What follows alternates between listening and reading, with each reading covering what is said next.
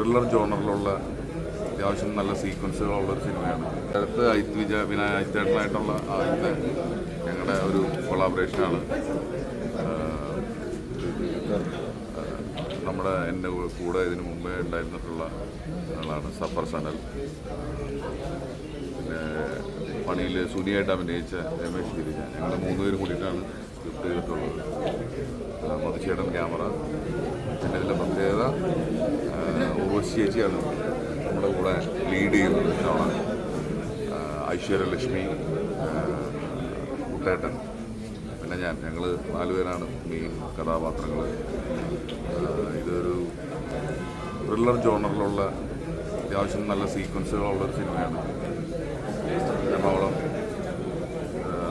Airport അങ്ങനെ ആ ഒരു ഏരിയയിലെ ലൊക്കേഷനാണ്. November റിലീസായിരിക്കും cinema. പേര് ആശ.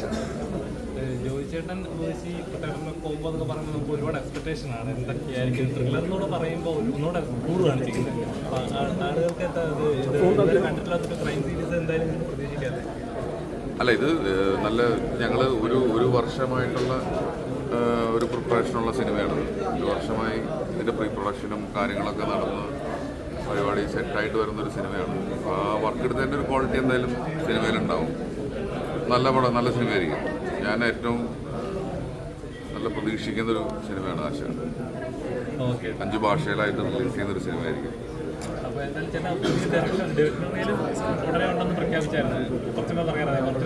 അതുണ്ട്. അത് ഞാൻ ഡിസംബർ ജനുവരി അല്ലെങ്കിൽ ജനുവരി ആ സമയത്ത് എൻ്റെ അഭിനയിക്കാനുള്ള സിനിമ കഴിഞ്ഞിട്ട് സിനിമ തുടങ്ങും. ആ സിനിമ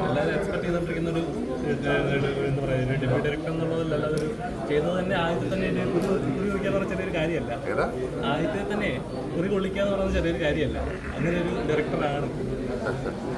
അല്ല, അടുത്ത പടവും നമുക്ക് ഇതല്ലേ പൊളിച്ചല്ലേ പറ്റൂ. സിനിമയുടെ പേര് ഡീലക്സ് എന്നാണ്.